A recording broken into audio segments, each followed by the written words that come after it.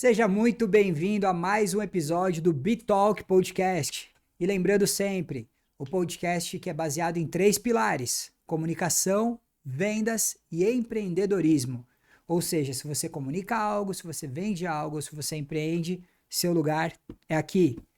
Eu sou Marcelo Bento e hoje eu tenho muito orgulho de entrevistar ela, que é uma mulher contadora, empresária, dona do IR Resolve, esposa, mãe de 2 filhos lindos, e eu não vou me alongar, deixa ela se apresentar. Seja muito bem-vinda, Fabiola Batista. Obrigada, Marcelo, pela oportunidade de estar aqui no Bitalk. É isso tudo que você comentou, né? Tenho 2 crianças lindas, tenho um marido maravilhoso que me ajuda, que é meu pilar ali, né? Como empresária, a gente precisa ter aí uma rede de apoio. Fora, lógico, minha mãe, meus irmãos, às vezes ajudam também quando Sim. precisa, né? Então, como empresária, a gente acaba precisando ter essa rede de apoio e é o que auxilia a gente, faz com que a gente consiga andar aí, né? E como você mesmo disse, eu sou fundadora do IR Resolve, que é contabilidade para investidores de renda variável e criptoativo, né? Quando a gente fala renda variável, a gente está englobando aí Bolsa de Valores brasileira e americana Tá. e criptoativo. Então, eu sou especialista nessa parte de imposto de renda de pessoa física, né? É, Quando a gente fala, né, que eu sou contadora, o pessoal já pensa logo na PJ. Sim, E eu não naturalmente. trabalho com PJs, Ah, legal. Só pessoa física você só trabalha? pessoa física, Uhum. né? Eu falo que isso aconteceu por conta de uma infelicidade. Quando eu resolvi trabalhar com PJ, eu tive que ir 5 vezes na junta comercial por causa de uma rúbrica em um documento. Faltava uma rúbrica e eu tive que ir 5 vezes na junta comercial. Aí eu me traumatizei e resolvi ficar só com a pessoa física mesmo. E aí me especializei nesse ramo, que hoje a gente não tem tanta gente especializada, né?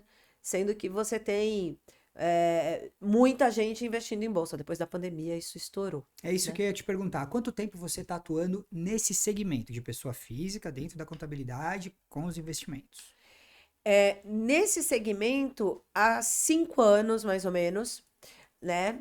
É até uma história interessante, porque eu não vim do meio de contabilidade. Apesar de eu ter me formado em contabilidade, Uhum. tive minha primeira formação em economia, depois contabilidade. Eu não vim do segmento de contábeis, né? Eu trabalhei muito na área de TI e trabalhei em bancos também, né? Eu trabalhei na área contábil, eu trabalhei como auditora na KPMG. Uhum. Mas todos os meus outros trabalhos ou foram em bancos ou foram em área de TI, né? Ligado mais à parte de processamento de pedido, a área mais financeira. Então, assim, a KPMG, essa parte contábil foi lá atrás, aí você foi dar uma Isso. volta em outros segmentos e depois migrou. Foi. Na verdade, foi por causa da KPMG que eu entrei na contabilidade. Porque eu estava no penúltimo ano de economia quando eu entrei para ser auditora, né? Para ser Uhum. trainee na KPMG. E para que você tenha continuidade, né, dentro da KPMG, dentro da auditoria, você precisa ter o diploma de contabilidade. Aí eu fui fazer contabilidade. Isso, tô falando em 2001, 2002, daqui a pouco eu tô entregando minha idade aqui. E aí eu saí da KPMG, eu fui para a área de TI, mas terminei a faculdade da mesma forma. Uhum. Cheguei a trabalhar um pouquinho com perícia trabalhista, né? Então, foram alguns pontos que eu tive ali dentro da contabilidade. Quando foi em 2018, eu tive meu primeiro filho e eu estava numa situação onde eu morava no interior e trabalhava na saúde. Eu saía de Cotia todo dia e vinha para a Ah, saúde. do lado. É, Só dobrar o mapa é muito tranquilo. Ou tá fácil, helicóptero, sei lá. né? Caramba, E que aí, volta. e aí, assim, eu tinha que sair de casa antes das 7 da manhã e eu voltava depois das 8. Aí naquele momento eu resolvi parar de trabalhar para ficar com meu filho, porque não ia dar, Sim, né? prioridades, É claro, foco. prioridade, é prioridade. E aí eu fiquei sem trabalhar, meu marido trabalhando e tudo bem, né? Só que, inclusive, impulsionada também pela minha prima, eu comecei a pensar, tenho que voltar a trabalhar, né? Tava fazendo entrevistas, descobri que eu tava grávida da minha segunda filha. Nossa. Aí não dava, né? Tanto que me ligaram, eu tava grávida de 7 meses, me pedindo pra fazer uma entrevista. Aí eu falei, olha, eu até posso ir fazer entrevista, mas eu tô de 7 meses, vou chegar aí com barrigão, vocês não vão querer, né, me contratar, mesmo que eu seja melhor pra vaga, vocês não vão querer me contratar, porque daqui 2 meses eu tô saindo de licença. Uhum. E aí passou. Quando eu fui voltar pro mercado, a gente estava no meio da pandemia.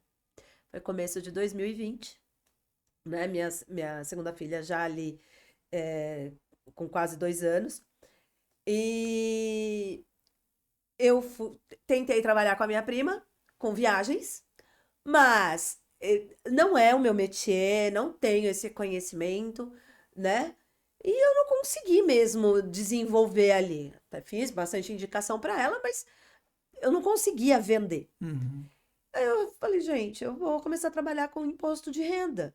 Já fazia imposto de renda, não era uma coisa totalmente aleatória, mas eu não divulgava tanto. E eu comecei a divulgar. Aí eu coloquei no meu Facebook, na época, uma reportagem falando que investidor tinha que declarar. Um cara, que eu não faço ideia se ele é loiro, moreno, alto, baixo, eu não faço ideia. Ele era do Sul. Ele estava com o CPF bloqueado. E ele me liga. Fabiola, você faz declaração de investidor? Faço. Como tudo na vida, a gente tem que meter as caras, senão a gente não, Sim, claro. não desenrola. E assim, eu fui fazer a declaração dele. Eu sabia fazer? Sabia. Eu vi coisa na faculdade de economia, de contabilidade, de mercado financeiro e tal. Só que o papel te ensina uma coisa, a prática te ensina outra. Sim. E eu não tinha a prática assim tão detalhada. E ali começou. Eu descobri o meu maior parceiro, que é meu maior parceiro até hoje, que é o IR Blindado, que era um manual que me explicou como fazer toda a contabilização de uma maneira mais prática. Uhum. Aí eu comecei, na época era o Diego ainda, hoje é o Henrique, o dono do IR Blindado. Aí eu comecei a escarafunchar ali, falar para ele, olha, a gente precisa ter uma planilha para facilitar a gente. E aí, com isso, o IR Blindado foi desenvolvendo, saiu de um manual para uma planilha, né? Hoje é uma planilha que aceita todo o mercado brasileiro, né? Toda a B3. E ele chegou para mim lá para agosto de 2020 e falou: Fabiola, estão me procurando para fazer declaração, para isso, para aquilo. Você é contadora, você quer fazer? Porque eu, Diego, não faço. Ele era analista de investimento, O Diego né? do IR Do blindado, IR você disse. Blindado. Tá.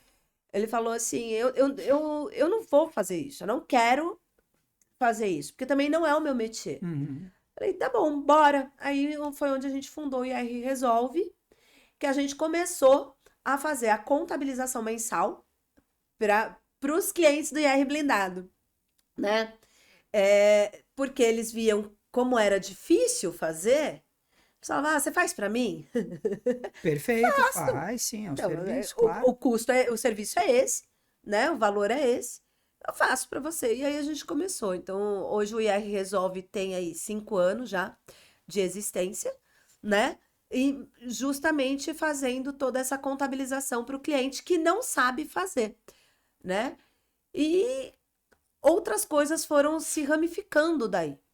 A gente percebeu que tinha muito contador que às vezes adquiria o produto, mas não tinha o conhecimento. Como eu disse, na faculdade, a gente aprende a teoria. Mas e a prática disso? Como que eu vou fazer isso facilitar? Eu pego, às vezes, eu tenho cliente, às vezes, que tem 50 notas de corretagem num mês. Eu vou pegar linha a linha daquelas notas e digitar, né?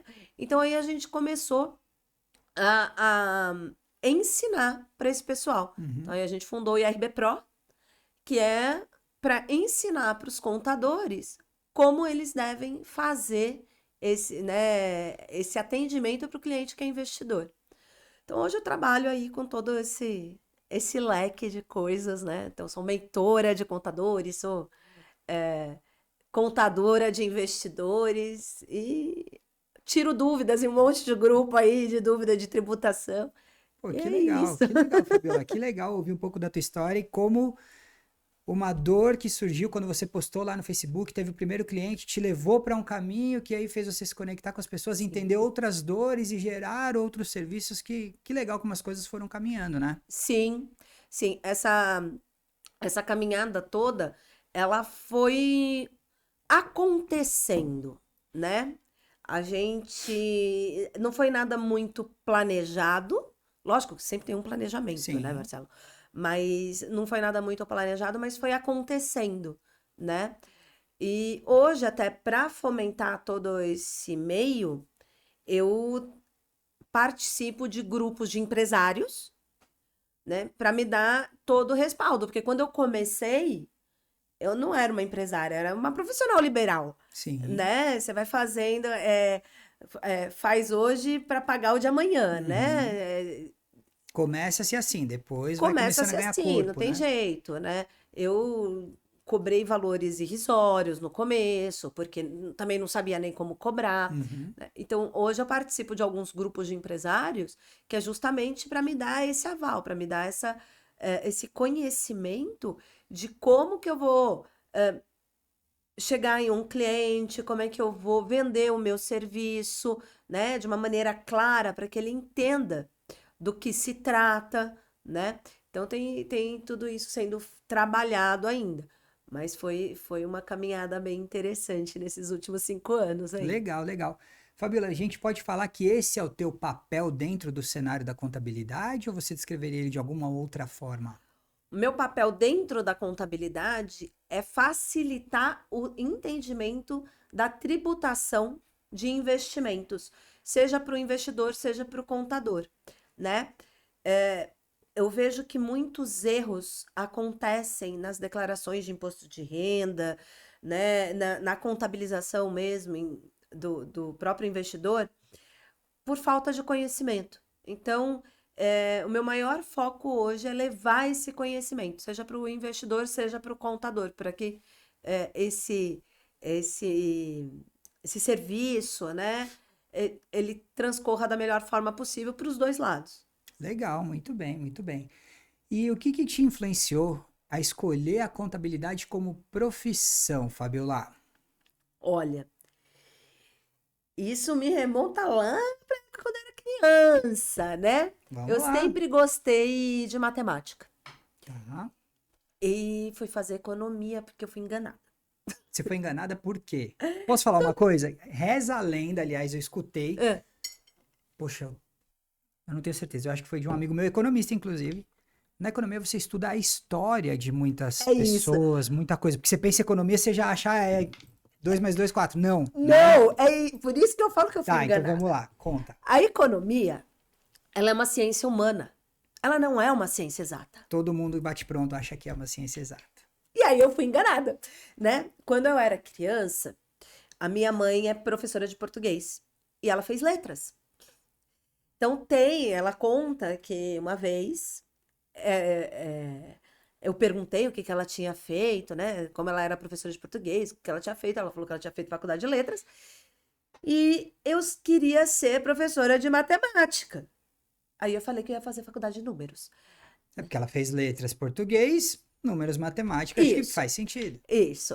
Na cabeça da criança, é óbvio que Quantos anos faz. você tinha mais ou menos, você Ah, eu acha, acho que Fabiola? isso eu tinha uns 6, 7 anos, talvez. Eu era Faz muito sentido, pequena. faz sentido. E eu lembro que antes dos 10, uma das coisas que eu fazia muito, eu pegava o jornal para ver o dólar, a cotação do dólar. Para quê? Faço ideia, mas eu vi a cotação do dólar. Eu pegava, tanto que a minha foi nessas que eu acho que a minha mãe falou assim: ah, você vai fazer faculdade de economia, porque você vive falando, né, de dólar, querendo saber do dólar e tal.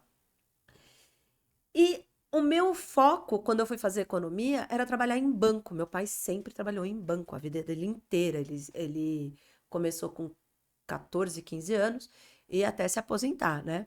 E eu queria trabalhar em banco. Tanto que o meu primeiro e segundo estágios foram em banco, né? O finado Banespa e o finado Banco Real. Eu acho que ainda bem que eu não trabalhei em mais nenhum É isso banco, que eu né? ia falar. Ai, Porque ai. eu trabalhei no Banespa, logo depois foi privatizado, trabalhei no Real, o ABN A ABN comprou, comprou, exato. mas tudo bem. E aí, depois disso eu fui para a indústria, né? Fui para Congasa e KPMG. Então, assim, a minha visão da economia na época era que a, era mais Números. números. Aí, faculdade de economia. Só que nisso eu entrei na KPMG, como eu falei. Quando eu entrei na KPMG, e detalhe, tá? Na faculdade de economia a gente tem contabilidade. Eu odiava a contabilidade, eu não queria. Não. Tomei pau, tive DP de contabilidade de custos. Foi assim, um show de horror. Mas, quando eu fui pra KPMG, no processo seletivo eles tinham uma semana. Não sei como é que é hoje, tá? Mas naquela época tinha uma semana de treinamento, onde a gente ficava segunda a sexta, das 7 horas da noite até as 10, só fazendo coisas de contabilidade, só contabilizando, né? Estudando balanço e tal. E ali eu me apaixonei pela contabilidade. Realmente Olha, me apaixonei ali. Aí, 6 meses de KPMG, nem 6 meses de KPMG, né? A empresa, ela pagava a faculdade pra gente, 70%, não era 100%. Aí eu resolvi, então, fazer contabilidade. Tanto que a minha mentora do trabalho de conclusão de curso de economia, ela ficou brava por saber que eu estava indo para contabilidade. acontece. Acontece. Aí, aí eu fui fazer contabilidade e me apaixonei mesmo. Aí sim, a contabilidade, apesar de ainda ser ciências humanas, tá?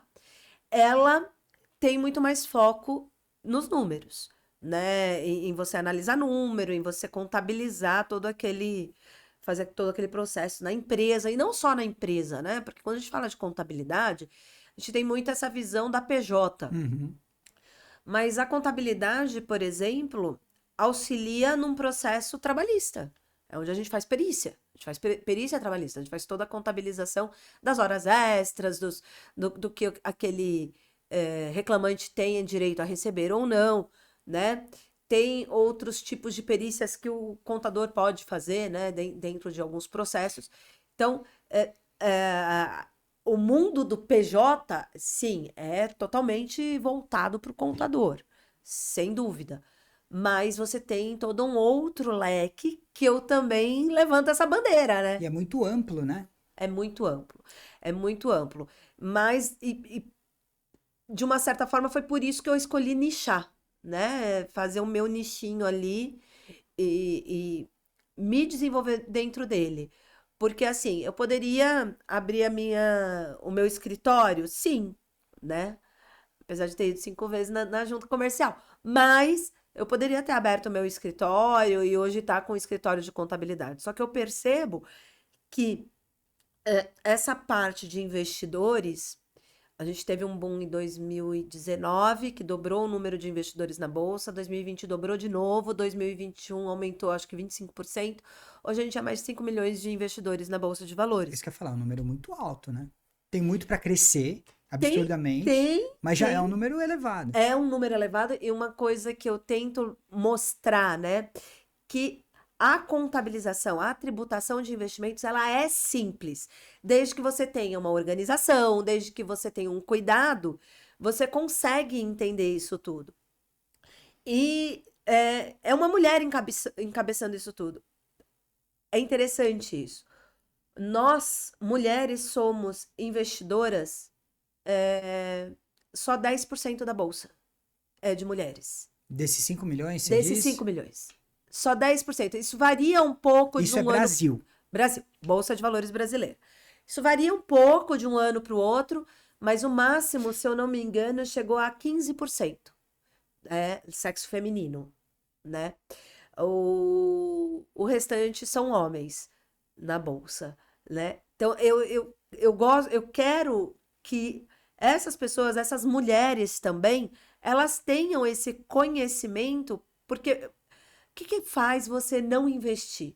É a falta de conhecimento. Uhum. E não é só a falta de conhecimento, eu vou investir nessa ou nessa ação. A ação é o mais fácil. Eu gosto da Petrobras, eu vou investir na Petrobras. Entendeu? Sim. Às vezes tem investidor que vai desse jeito. Mas você não saber a tributação é onde vai fazer você cair na malha fina, vai fazer você ter problemas na sua declaração, não declarar corretamente, né? Então tem todo um processo por trás que você precisa saber. Se você não sabe, você precisa saber quem sabe. Sim, Como sim, tudo, né? sim. E Fabiola, fala uma coisa, você contou, né, falou da questão da contabilidade. Teve alguém que foi determinante nessa decisão de você seguir esse caminho? De contabilidade em si, não. De eu ir para essa área mais financeira foi o meu pai. Isso com certeza, né? O fato dele trabalhar, como eu disse, Você cresceu eu vendo queria isso. trabalhar em banco. Eu queria. Uhum. E na verdade ele era contra, tá? Ele não Por quê? queria que eu trabalhasse em banco. Ele falava, não, sai disso. Olha, eu acho que é uma questão de pai mesmo, né?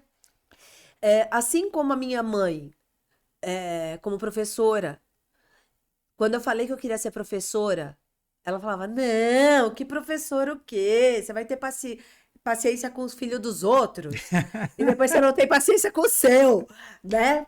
Eu lembro dela falar justamente isso pra mim. Eu acho que meu pai tinha essa mesma coisa, entendeu? Ele trabalhava, às vezes, das 8 às 10 da noite, né? Apesar que ele trabalhou muitos anos muito feliz em Uhum, banco. sim. Mas era um trabalho pesado. E talvez, né, a gente está falando aí de 1998, 2000, início dos anos 2000. A gente ainda sofria muito, não que a gente ainda não sofra, né? Com uma questão muito machista. Mulher, né? Certos trabalhos. Pra quê? Não que não possa, mas pra quê? Uhum. Né? Você pode ir para um outro lugar que pode ser mais interessante.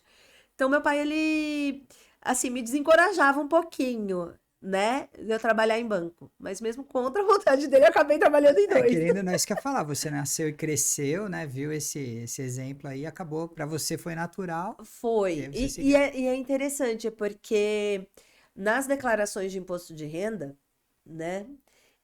Ele me ajudava. Ele me ajudava. Né? Ele faleceu em 2021 e em 2021 ele me ajudou a fazer várias declarações, porque ele faleceu depois da época de declaração, né? Uhum. Terminou dia 31 de maio, ele faleceu em junho. E ele me ajudou. Eu brincava até que ele era meu estagiário, né? Nesse momento. Uhum.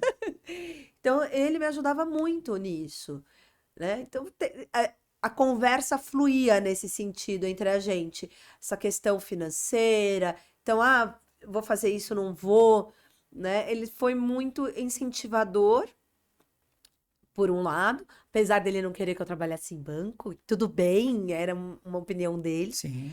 mas ele me incentivava muito. E pelo que eu saiba, ele dizia ter muito orgulho de mim, assim, de eu ter ido fazer o meu caminho, né? Traçar o meu caminho. Ah, sim, é muito legal porque você falando, a gente pensa. Quando um pai fala, ó, não segue minha profissão, segue a sua, ele tá pensando, poxa, alce os seus voos, você não Sim, tem que fazer porque eu sou, é né, ou isso. porque eu fui, enfim. Mas você seguiu e o legal de você continuar contando a tua história foi exatamente por quê? Porque você falou, quando você decidiu e seguiu, ele te apoiou, né? Sim, Isso é muito sim. legal. E sim, é o que eu falei. Eu sempre tive uma rede de apoio muito interessante, muito boa, né? Seja meu pai, seja minha mãe, meu marido, sempre tive essa rede de apoio que me ajudou muito a seguir e a chegar onde eu tô hoje, né? Sim, E alçar aí voos até maiores. Porque se você não tem esse auxílio, você precisa buscar esse auxílio de alguma forma, tá? Lógico, você tem um pai, uma mãe, um irmão que vai te ajudar, que vai te empurrar, um marido, mulher, não importa. Ajuda muito. Mas se você não tiver isso, você tem que ser o seu maior incentivador, sim. né? Então eu sempre segui nessa linha ali. Legal. E no meio de todo esse caminho, toda essa história, duas faculdades, você chegou a pensar, meu, vou fazer outra coisa, vou fazer uma terceira faculdade, vou dar uma guinada na minha vida, vou, sei lá, vou vender pulseirinha na praia, não sei. Você pensou alguma coisa assim? Olha, pensei, às vezes penso, eu pensei em fazer direito. Isso foi o que há 2 anos atrás. Não fiz, sabe por quê? Hum, Direito não tem EAD. Eu teria que ir para a faculdade. Com duas dedicar. É. crianças pequenas ainda, tal, fica um pouco mais complicado. Perto de casa não tem nenhuma faculdade. Porque aí também eu não estava pensando em faculdades renomadas, nada disso. Eu queria só uma faculdade para me dar uma base mesmo do direito, né? Lógico, a gente faz, se precisar prestar, A ordem, tudo a né? OAB.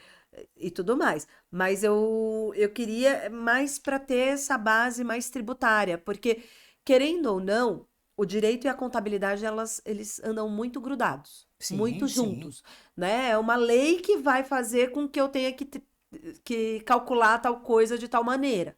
Né? Inclusive, recentemente, nessa parte de pessoa física, a gente teve alteração não, a criação da lei 14.754, né? Falando dos investimentos no exterior, das offshores, né? Regulando todo esse processo. Então, Uhum. quando você tem essas regulamentações, você vai ter uma contrapartida na contabilidade, né? Como que eu vou calcular aquele imposto? O que que eu tenho que levar em consideração ao fazer um cálculo, ao fazer uma declaração? O que que precisa ser feito, né? Então, por isso que eu pensei, e também pensei, né, lá o sonho antigo de fazer matemática. Mas aí eu fiquei pensando, falei, não sei se eu aguento mais uma faculdade. É, matemática não é brincadeira. Eu lembro que um amigo meu fez, não sei se terminou, eu acho que não, faz muito tempo. Lembro que uma vez eu encontrei ele, ele falou, não, hoje foi tranquilo, hoje foi aula de álgebra. É, Aí eu fiz uma cara pra ele, e por é, dentro eu pensando, que é álgebra mesmo? Tipo, né? mas né, o meu irmão, ele fez engenharia e fez faculdade de matemática, né, para fazer a licenciatura. É, Ele fez a faculdade de matemática também. Mas a matemática teria um benefício aí, porque matemática dá para fazer EAD, né? aí O facilita. direito não. Mas eu pensei, vamos ver, quem sabe mais pra frente. Sim. E Fabiola, fala uma coisa, você pode contar, inclusive, você tem algum caso de algum cliente que você conseguiu evitar um baita de um problema e assim, na prática, o quanto a contabilidade pode salvar uma vida? Então, eu tenho alguns, viu? Eu tenho alguns.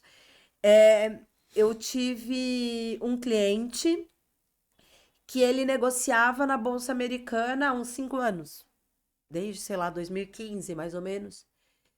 Quando ele veio para mim foi meados de 2020, final Uhum. de 2020, e ele não sabia que ele tinha que declarar. É engraçado você falar disso, né? Como assim a pessoa não sabe que tem que declarar que ele tem alguma coisa nos Estados Unidos, em Portugal, Uhum. tal? Mas realmente ele não sabia, era um desconhecimento mesmo. Até porque era uma pessoa que tinha posses, assim, declarava tudo direitinho. A única coisa que ele não declarava direitinho era a parte, Esse investimento fora. esse investimento fora, a Bolsa de Valores americana. E aí, então, a gente fez todo um trabalho com ele e eu consegui, junto com o advogado, a gente fez o que a gente chama de denúncia espontânea.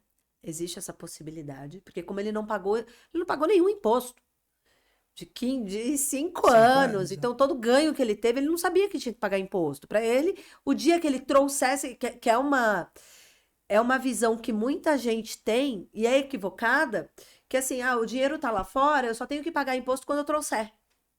E E não. não é, não.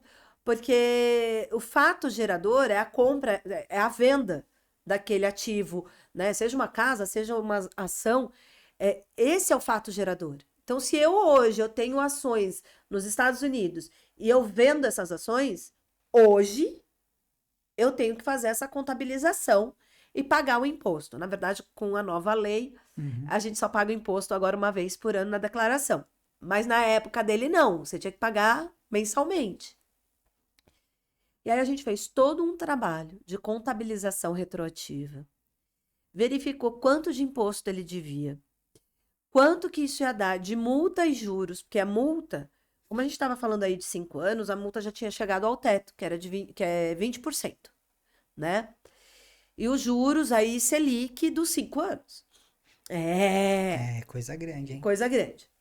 Então quando você faz uma denúncia espontânea, você consegue livrar a multa. Então, esses 20% ele conseguia não ter que pagar. Só que aí você tem que entrar com um processo junto à Receita Federal de denúncia espontânea, né? Que é fazer o quê? Virar e falar assim, Receita, fiz caquinha. É Tipo, literalmente isso. errei, tô aqui, mas eu Errei, quero reparar mas eu quero e reparar. aí Então, acertar, lógico. já que eu estou falando que eu errei e eu vou pagar todo o imposto que eu devo, você não vai me cobrar a multa, tudo bem? Então é isso, denúncia espontânea é isso. E por que é legal você fazer a denúncia espontânea? Porque eu sempre digo que a Receita está fechando o cerco. Cada dia que passa, ela fecha um pouquinho mais esse cerco. E se você não se autodenuncia, se você não faz esse trabalho para minimizar, no momento que ela encontrar esse erro, e ela vai encontrar, pode demorar, mas ela vai te cobrar e ela pode te cobrar com multa de ofício. Sabe aqueles 20%? Se tornam 75%. Então, você não vai tomar uma multa só de 20%. Você vai tomar 20% mais 75%, que é a multa de ofício. Fica muito mais caro. Esse caso específico, ele pagou imposto de 100 mil reais, mais ou menos. O total foi mais ou menos 100 mil reais. Livrei ele de pelo menos 20 mil reais de multa Exato, aí. que são mais 20% aí. Entendeu? Que são os 20% a mais. E teve algum caso de alguma solução criativa que você precisou ter, pensar fora da caixa para resolver para algum cliente? Teve. Eu tenho um cliente, esse cliente também já é meu cliente desde o começo. E assim, hoje em dia, esse trabalho que eu faço, você tem calculadoras automáticas que fazem também. Uhum. E esse cliente, ele ganhou uma calculadora automática da corretora. Como ele movimenta muito, a corretora deu essa calculadora e então ele começou a fazer a contabilização por lá, sem deixar de fazer comigo. Aí chegou um mês, ele falou assim, Fabiola, eu tô com um imposto aqui, segundo a calculadora automática, eu tenho que pagar, não X. lembro o valor, tá? Mas vamos dizer 2.500. E você tá me dizendo que eu tenho que pagar só 2.000 de imposto. O que tá acontecendo? Qual que é a Sim, diferença? porque esses Eu 500. quero aham. entender. Ele fala assim, beleza, como eu sempre digo, eu sou uma pessoa, estou sujeito a erros. Então, beleza, me manda. Você pode me mandar o relatório deles? Eu vou comparar e vamos ver o que está acontecendo nesses relatórios. Se for um erro meu, eu corrijo e a gente então avalia. Ele, tá bom. Ele me encaminhou. Eu bati o olho naqueles 2 relatórios, no meu e no dele. Falei, já sei o que é o erro aqui. Liguei para ele, fizemos uma live, né, um Zoom, e eu mostrei para ele. Falei, olha, no relatório da calculadora automática, a gente tem esses valores e na minha esses, certo, certo. Agora eu vou apagar todos os custos operacionais que você pode usar para abater. Uhum. Eu apaguei todos os custos operacionais, eu lido com planilha, então é fácil Sim, apagar sim. e tal. Apaguei, bateu até os É centavos. isso que eu ia falar. A hora que você tirou, ficou igualzinho a calculadora automática. Bateu até os centavos. Aí eu falei para ele, falei, olha, se você quiser, Aí eu faço igual a calculadora automática, não tem problema nenhum, né? Isso foi meados de 23. Falei, se você quiser, eu faço com uma calculadora automática e você paga 2.500 de imposto. Ou a gente mantém do jeito que tá, porque pode, né? Você pode deduzir, então tá tá, certo. na lei diz isso, Uhum. e aí você só paga 2.000. Ele, não, eu tô contigo, eu vou pagar só os 2.000, se tá certo, se a lei Exato. me permite isso. Uhum. E por aí foi. Então, assim, lógico, se você não quer pagar um contador para fazer, se você não quer fazer sozinho, ter uma calculadora automática, é óbvio, vai te Ajuda, ajudar né? muito, né? E o custo, às vezes, acaba sendo menor do que você contratar um profissional. Mas, muitas vezes, isso pode significar um pagamento de um imposto um pouco maior, né? A contabilização de um prejuízo um pouco menor, porque se você não está usando todos os custos operacionais, né? Uma coisa que eu vejo que acontece muito quando o pessoal puxa da B3, que tem como puxar da B3, eles não contabilizam o custo, a taxa de corretagem, que é da corretora. Cada Uhum. corretora Sim. cobra a sua. Então, eu já percebi que muitas vezes essa taxa não entra na contabilização de algumas calculadoras automáticas. Talvez isso até sirva para a calculadora automática mudar o jeito deles. Fica a dica. Fica a dica. E Fabiola, fala uma coisa pra mim. Você falou que a pessoa pode fazer sozinha, pode fazer com auxílio da calculadora, pode fazer com um profissional, Sim, que francamente é o mais recomendado. claro. Agora, quais os erros mais comuns? Me fala pelo menos um ou dois erros mais comuns assim das pessoas que fazem por conta imposto de renda. Erros comuns. A gente tem erro na parte de imóveis. O pessoal não sabe declarar imóvel. É comum isso. É, Vamos dizer que 90% da população compra imóvel financiado, né? E normalmente eles fazem o quê? Eles colocam o valor total. Então, comprei um imóvel de 1 milhão, eu jogo lá 1 milhão, né, como bens e direitos, e coloco o financiamento como dívidas e ônus. Tá errado. Não é assim que faz. E detalhe, tá? Isso você resolve lendo o ajuda do programa, porque o ajuda do programa diz exatamente isso.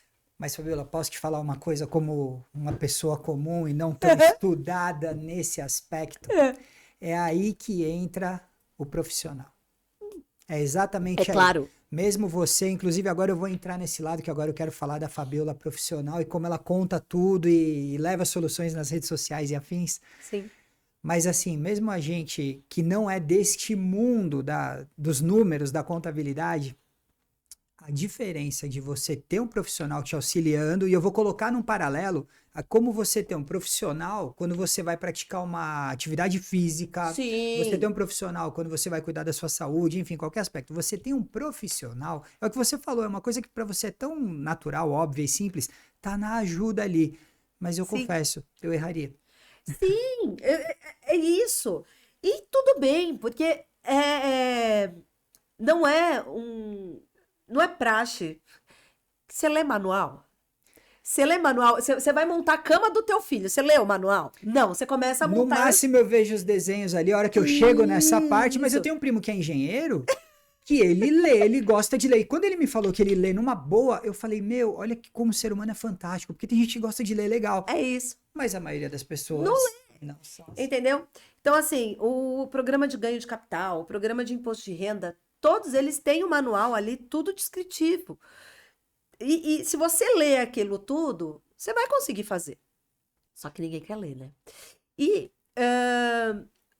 uma das coisas que até a Luciana Seabra, ela é uma analista de investimentos, e eu gosto muito de uma frase que ela fala que é o seguinte: eu prefiro pagar uma pessoa para fazer algo para mim, que eu vou ganhar o meu tempo para fazer o que eu gosto. Entendeu? Assim como você paga uma diarista para limpar a tua casa, assim como você paga um otorrino a hora que você precisa, um personal para te passar o Exato. treino correto, por que não você contratar um contador Para especializado fazer isso, para exato. fazer isso para você? Uhum. É menos risco de cair em malha, tá? é menos risco de cometer erros mesmo, como esse do imóvel, por exemplo. Inclusive, tá? Tem contadores que cometem essas falhas. Eu peguei recentemente um cliente que eu estou retificando 5 anos de declaração dele, porque um profissional comentou que ele não precisava incluir na declaração dele um terreno que ele recebeu metade em doação dos pais e a outra metade ele comprou do irmão, mas ele só tinha o recibo de compra e venda, não estava regularizado ainda. O contador falou para ele: você não precisa colocar isso na sua declaração porque você só tem o recibo de compra e venda. Você sabia que a sua declaração é uma prova de posse do terreno? Não sabia, então ele declarou sem ter isso daí, então não tinha Se a ele não posse. declara, em teoria, ele não tem a posse. Então, quando você declara, você está confirmando que você tem a posse daquele terreno. Então, se você vai fazer um processo de uso capião, por exemplo, está comprovado. Você falou para a Receita que aquele terreno é teu. Uhum. Tô pagando IPTU, tô pagando as coisas e eu tenho ele declarado. Ele é meu. Muito bem, Você sabia olha. que também declaração de imposto de renda ela serve como comprovante de rendimento? Para você conseguir um financiamento Ah, olha, é verdade. imobiliário? Então, assim, eu sou empregada doméstica, eu não preciso declarar imposto. Realmente, se você tem uma renda inferior a 30 mil reais, acho que é 33 mil reais esse ano, você não precisa declarar.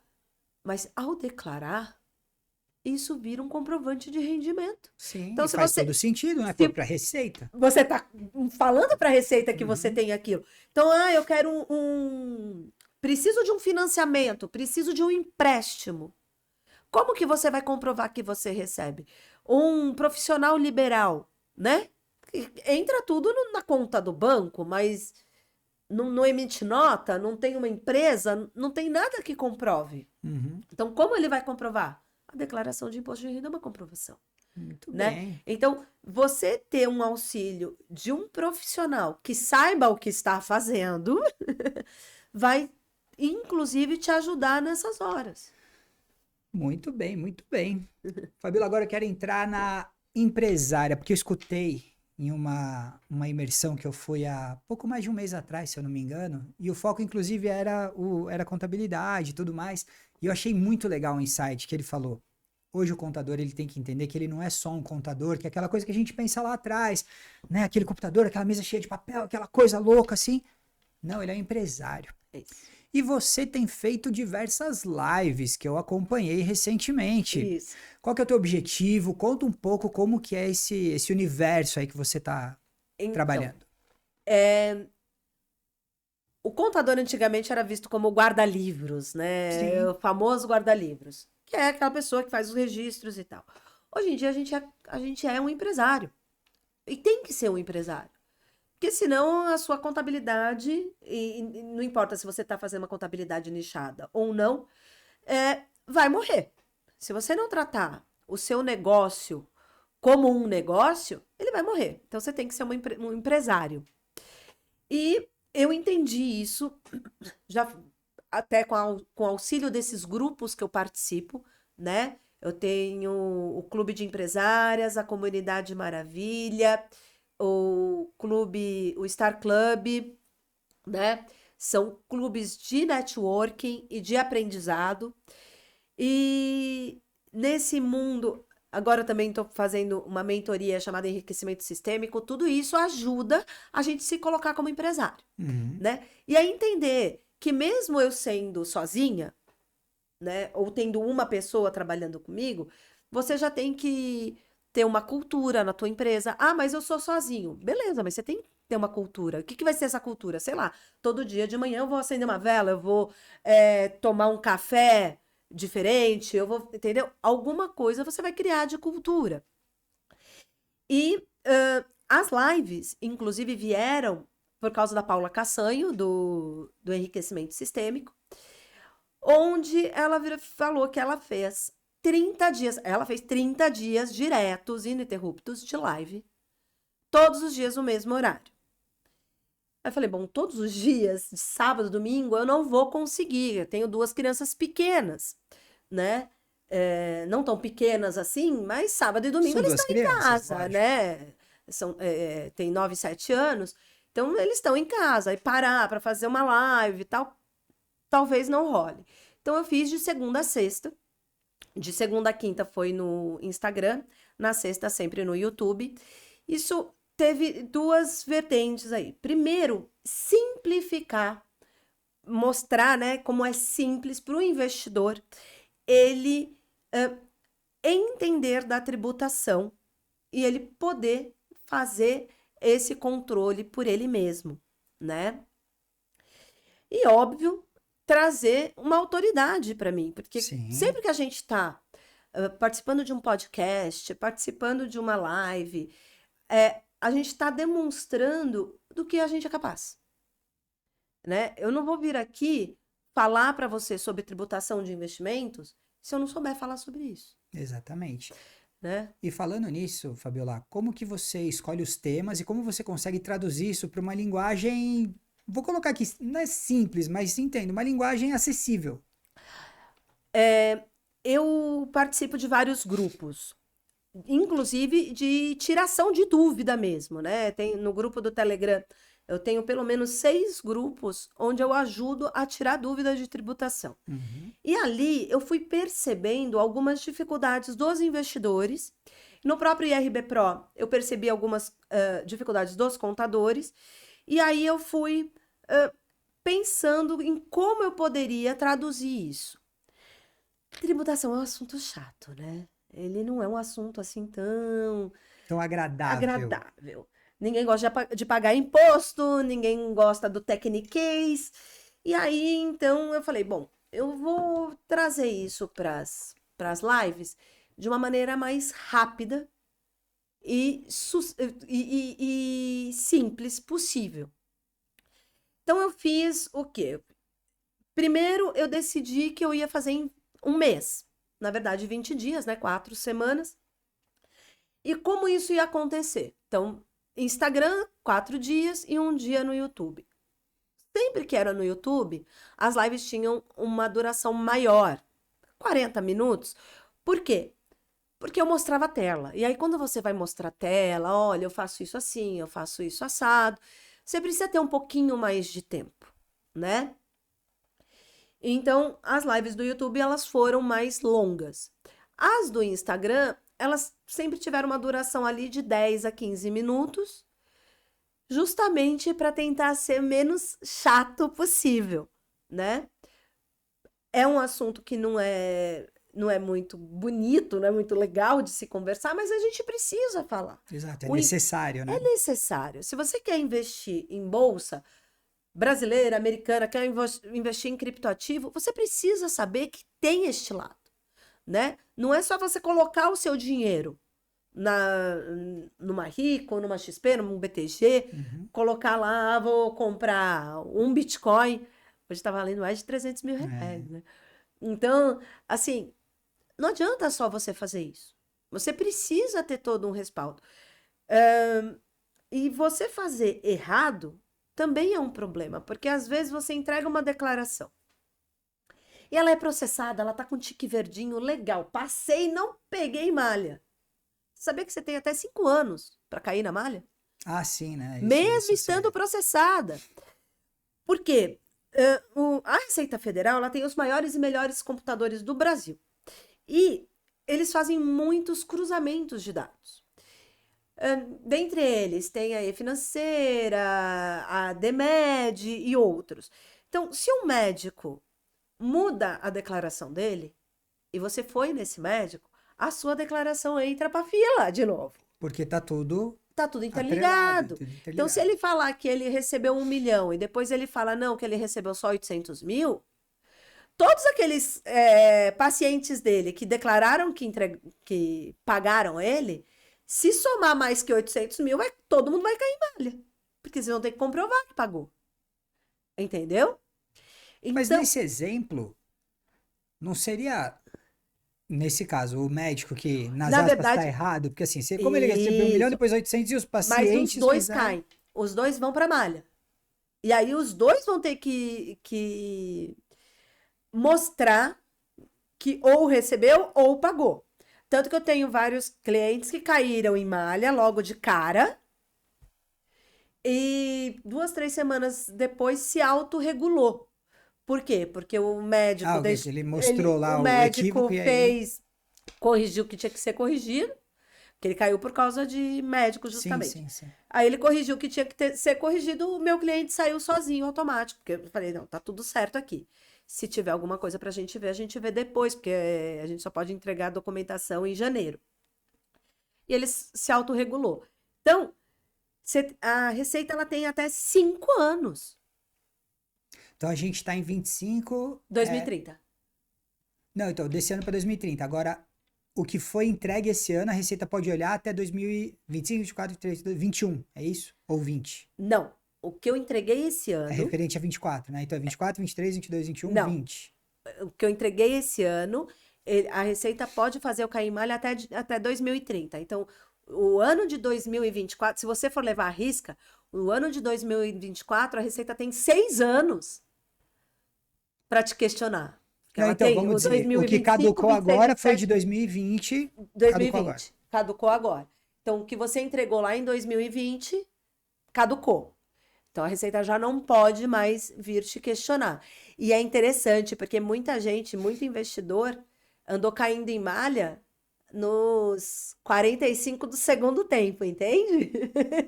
Ah, já tá expirando, não vou cair na malha mais. Pum, a Receita chamou para você, para entregar documento e tal. E Então, ainda isso mais no pode mercado acontecer que nos últimos 5 anos aqueceu tanto, tá bastante. começando esse limite, tá agora, Para né? você Os ter uma primeiros 5 ideia, anos. na declaração, a gente tem um limite, né? Alguns limites de coisas que você pode ou não, você precisa ou não colocar na sua declaração. Um desses limites é para criptoativos, 5 mil reais investidos na moeda. Então, eu tenho Bitcoin. Se eu tenho mais que 5 mil reais, eu tenho que colocar esse Bitcoin na minha declaração. Se eu tenho menos, eu não sou obrigada a colocar na minha declaração. Eu sempre falo para o meu cliente, tem 100 reais em Bitcoin, põe na declaração, mais fácil. Na dúvida. Na dúvida, põe, porque não é por causa disso que você vai cair na malha. E outra, né? Hoje o que você tem de 100 reais pode virar 100 mil reais, né? Com criptoativo, porque É, ele é muito volátil. exato. Ano passado tiveram mais de 25 mil contribuintes caindo em malha por causa de criptoativo, por causa de Bitcoin, porque não declararam. É isso que eu ia falar. Nesse caso de não declarou, Não esqueceu, declarou não e sabia, caiu foi em de má malha. fé e caiu. Caiu em malha. Entendi. Entendeu? Mais de 25 mil contribuintes. Ah, a Receita não sabe. Você sabia que a Receita olha até o seu Facebook? Até o seu Instagram? Tem gente caindo em malha porque declara que tem uma renda de 25 mil no ano, mas está indo para Dubai, pagando de gatinho com Porsche. Eu vou te falar que eu vejo que a Receita olha quando eu assisto aquele programa Aeroporto Área Restrita, e aí ele vai ver preço das coisas que foram compradas e não declaradas quando alguém Isso. é interceptado no aeroporto ali. Entendeu? Quando os auditores fiscais, eles fazem essa varredura. Então, assim, quando você tem uma pessoa que coloca no Facebook, no Instagram, né, nas redes sociais de maneira geral, que, nossa, tô viajando o mundo inteiro, só de primeira classe, não sei o quê, isso já acende um alertinha. Sabe aquela história de quando você chega de voo internacional, o carinha que fica lá vai pro raio-x ou não vai pro raio-x, que ele já sabe quem ele vai Ah, mandar? sim, eles sabem. É Eles justamente sabem. isso, entendeu? É justamente isso. E, Fabiola, agora eu quero mudar um pouco de assunto, eu quero que Certo. você fale. Você já falou um pouco, mas eu quero que você conte agora pra gente. Como que é a questão da jornada do investidor consciente? É esse o nome, falei certo, Falou né? certo. Como que surgiu essa ideia? Qual que era o teu propósito? Teve reflexo para algum cliente seu já? Porque é uma coisa recente. Bem recente. Como que foi isso? A gente encerrou a jornada do investidor consciente sexta-feira da semana passada, né? Último dia de agosto. O intuito era facilitar o entendimento da tributação para os investidores, focado no investidor. E aí,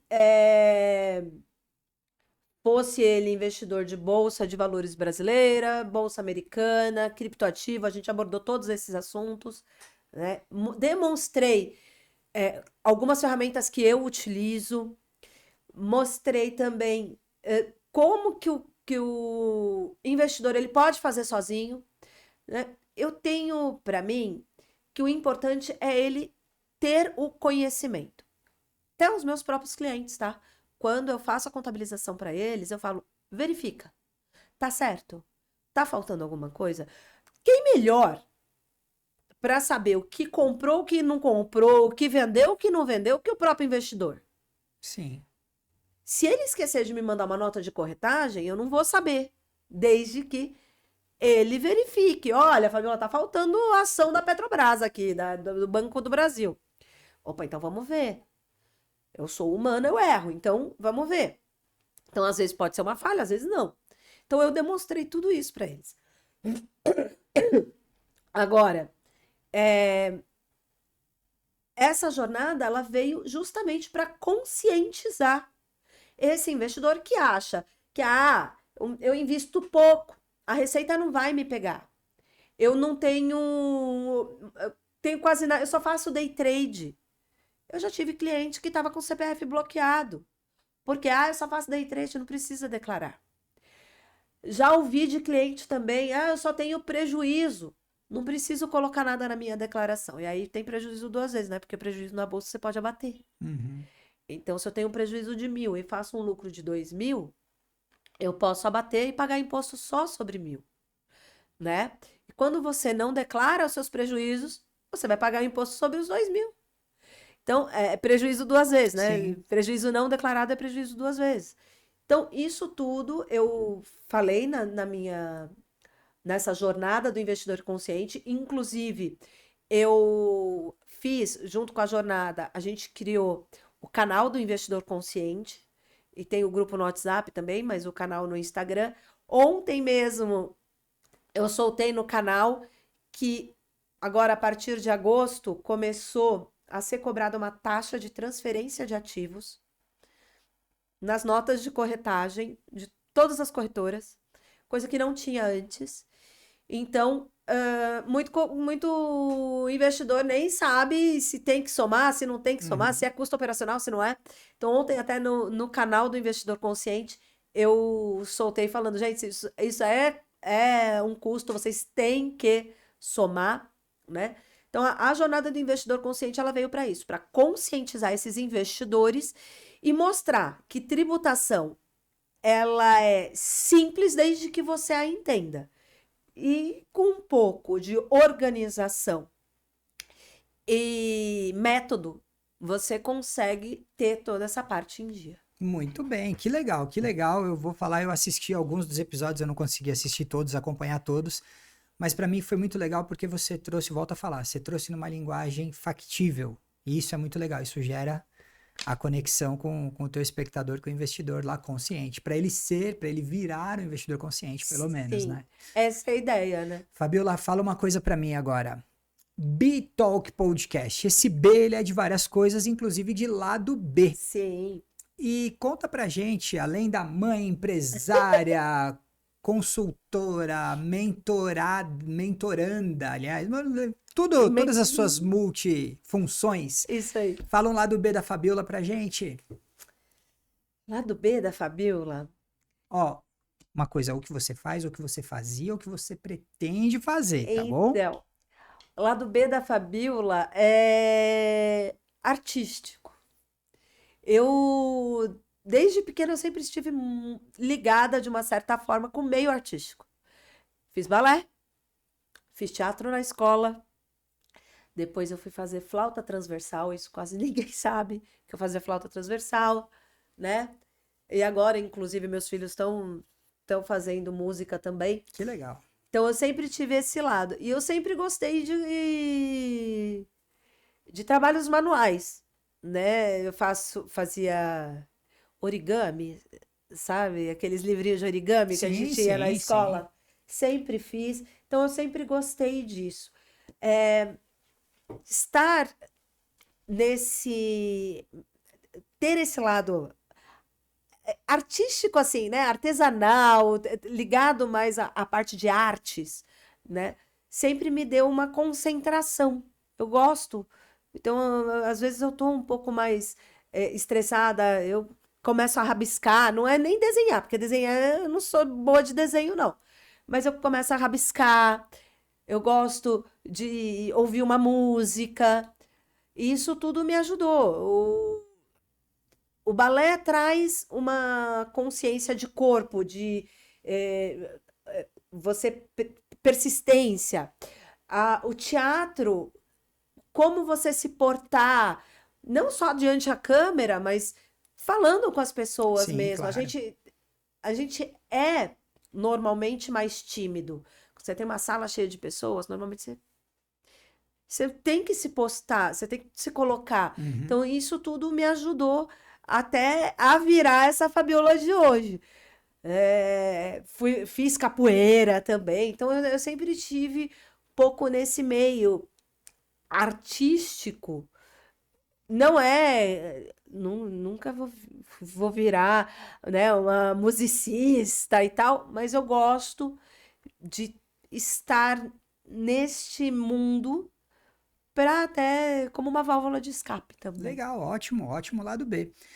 Fabiola, vou pedir agora, também lembrando dos tempos de criança, que no final do ano na escola a gente levava uma camiseta para todos os amiguinhos assinarem. Isso E aí. eu vou pedir um autógrafo seu numa camiseta, todos os entrevistados do Bitalk Legal. passam por aqui e dão autógrafo. Então, por favor. E Adorei isso, hein? deixa eu ajudar aqui para ficar.